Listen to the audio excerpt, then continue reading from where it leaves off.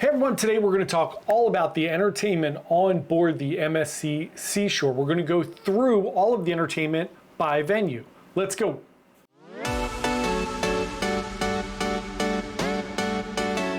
Hey everyone, John here from Byte-size Cruises. Welcome back to the channel.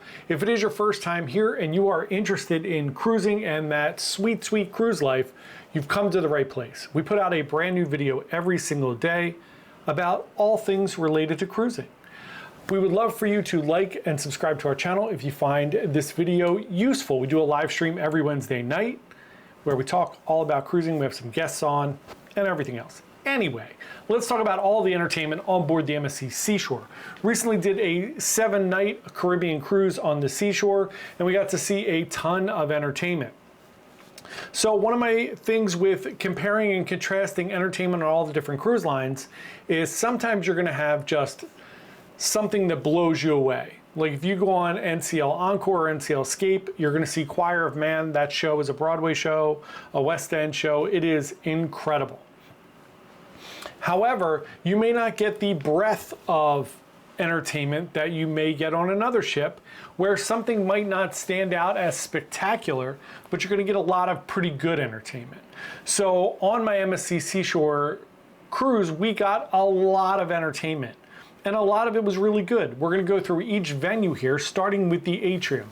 The atrium is the middle of the ship. It's the focal point. It is where everybody kind of meets and congregates. And there are about 4 different levels, 5, 6, 7, and 8, where you can hang out in the atrium. 5 has a bar, 6, 7, and 8 have like the stage area where you could see everybody. And then obviously restaurants and everything are all going to be in those thoroughfares where you're cutting through, and some other bars like the Shine Bar, etc. So in the atrium area, obviously they have entertainment throughout the day and the evening. I saw some steel drums there, some guitar, some singing, some DJs. Everything I saw there was really entertaining and very, very fun. It's pretty much consistent throughout the evening that there's something going on there. If you're just kind of looking to grab a drink maybe and hang out, that's a great spot to do that. Entertainment was all very, very solid there. Next up, let's talk about Times Square. Times Square is located, it's kind of like 3 decks as well. So if you're on deck 6 in front of the chocolate bar, there is some seating there, there's a dance floor, and then there are dueling pianos there. So this is an area where they do trivia sometimes throughout the day. They do dueling pianos, as I mentioned. They have a guitarist that comes out during the evenings there. And you can see down from deck 7, which is the casino, and deck 8, which is where a lot of the shops and the sports bar are. And you can kind of see that and be part of that entertainment. The dueling pianos were great. It's not your traditional like NCL dueling pianos or the new Royal Caribbean dueling pianos where you go in and it's kind of like this raucous environment where you throw money up there, they sing some songs, you could pay them to stop a song. In this one, they kind of have themes for the evening. Could be 70s, 80s, 90s, sing-alongs, Broadway shows, and they play music. You can request some things, but they are fantastic and it was great. The guitarist I saw there was looping, which means basically he had a little pedal and he would kind of play guitar and kind of sync that up and then play the bass version of it and then sing. He was really good as well. All of this kind of ancillary entertainment was very, very, very good. Next up, let's talk about the Uptown Lounge. The Uptown Lounge is kind of like a modern chic coffee lounge that has cocktails as well. During the evening, they do have some lounge singers in there. I thought they were good. Really, really good. That is on deck 7 past all, I'm sorry, deck 8. All the way in the back past all of the restaurants. So it's a cute little spot back there. They also have karaoke there and some Latin music back there some evenings. So next up, let's talk about the Brooklyn Cafe. Brooklyn Cafe located on deck 8, right where Times Square is there, across from the sports bar and where all the shops are. Here they have coffee and snacks in the morning. This is where the cruise director and his team kind of record their kind of daily shows. There's a little broadcast studio there.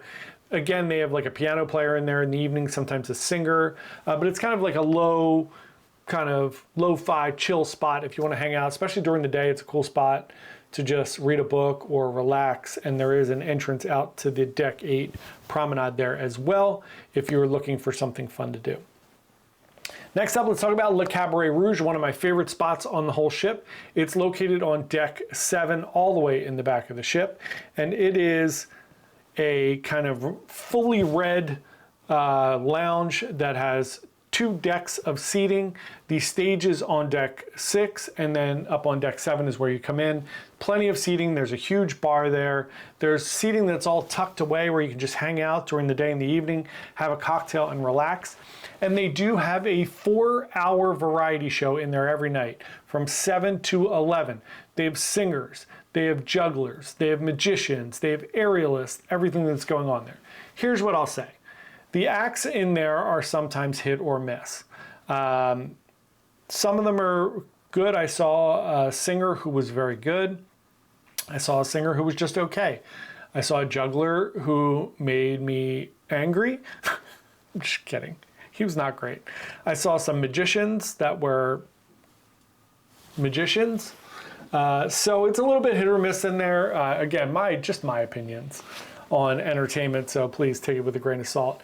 But it was one of my favorite spots. I loved going in there where you didn't have to like rush to get to a show. You could just pop in, have a drink, watch some singing, dancing, aerialists or whatever, and then kind of bug out whenever you wanted to bug out.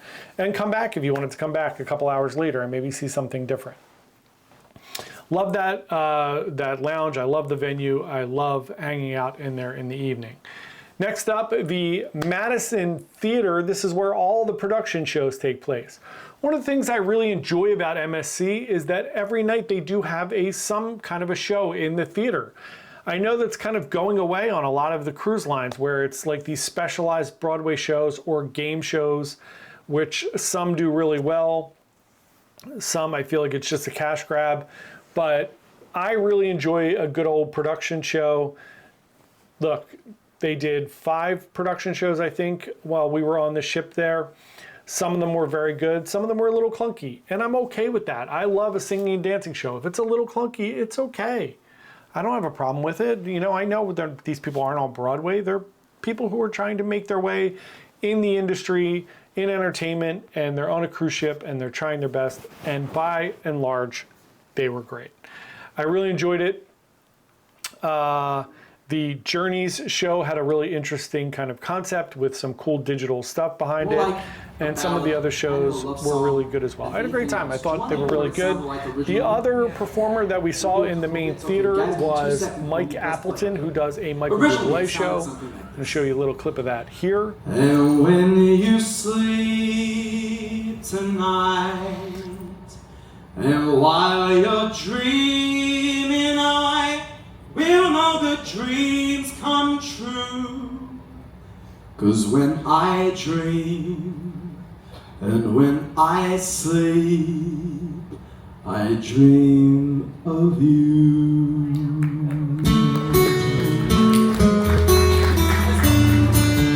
10 years later, that same song got a rewrite, and it became what we all know as Everything.